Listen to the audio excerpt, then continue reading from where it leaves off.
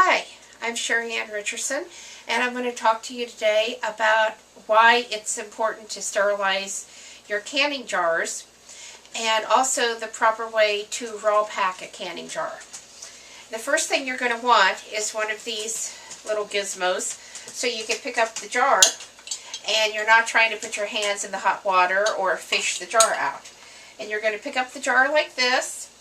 You're going to dip it, the entire thing, down into a pot of boiling water. You can let it go. You can roll it around to make sure you get all the sides if you're using a small pot like this. And then you're going to carefully take it out and pour the water out and turn it upside down on a towel. You want to be careful not to burn yourself because these are going to be really hot. Okay, and I like to prepare several jars at a time when I'm doing this.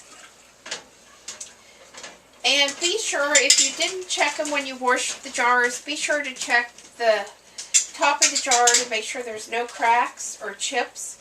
Because if this rim of this jar has any cracks or chips, your lids are not going to seal right. And you don't want to do all this work for nothing. And the reason it is so important to sterilize your jars before you use them is because your food is going to sit in these jars for a year, maybe longer, and you don't want to take a chance of any kind of bacteria getting into them. And along with sterilizing the jars, you also want to sterilize the caps and lids. And this little gizmo that you can find in the canning section of stores makes it really easy. You simply dip it down in. Now I'm going to have a problem here because this isn't deep enough for my lids. Rinse it around a few times and then bring it out. Now, as I said, I had a problem because it wasn't deep enough for all my lids. So I'm just going to take my lids off and I'm going to drop them down in like that. Oops, that one's going to have to get re-washed. And just stir them around, and then I'm just going to use this and scoop them back out. This isn't the easiest way.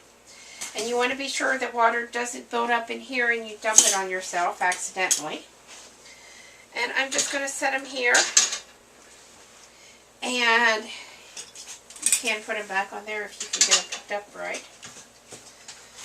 And this way, your lids and things are sterilized. And then once you get them sterilized, what you're going to do is continue to pick up the jar with the jar holder, turn it upside down. This is a canning funnel. Really helpful, especially if you're doing things like spaghetti sauce.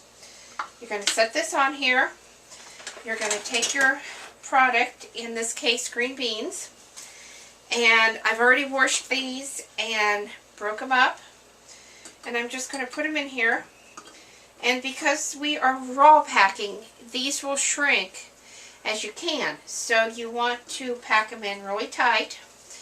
And as you begin to reach the top of the jar, you can kind of press down on these to make more room. Sometimes you'll have some that's maybe a little big and you can just break them up a little more. It all really depends on the size of the green beans you'd like to have. Sometimes a wooden spoon is really helpful to be able to reach down in here and pack these a little bit tighter. I seem to have forgotten my wooden spoon today, so I will just have to make do. Oh, here it is. Thank you. Okay. And you just go just like this. Just kind of push down on them. You're not going to hurt them. Make sure that it's packed real tight. Now you are going to be adding some water to these, some salt maybe, depending on your preference. And most canning recipes require that you leave 1/4 to a 1/2 inch of headspace. We like to stop filling the jars. They've kind of cooled down now. We like to stop filling them about right here because that leaves room for expansion and it keeps your lids from blowing off in the canner, which sometimes happens. And like I said, if any of these are a little bit too big, you can just break them down some more. Sometimes it's kind of hard to judge. And the other thing that I want to tell you, and I'm only doing a demonstration here, so this is not going to be ready to go in my canner. After you've filled your jar and you've put everything in it that you need to put in, you want to take the lid and set it on. You want to take this and you want to screw this down to where it's just fingertip tight. I like to do it like this where it's tight and then just back it off maybe 1/8 of an inch. And that's usually tight enough that it will seal. And then when it comes out of your canner, you want to carefully remove it, set it on the table, use hot pads, and tighten it up where it's just fingertip tight again. Leave it set for 24 hours. And then take your screw cap back off and kind of press on it and make sure that it's sealed. If it's not sealed, you can put it in the canner one more time.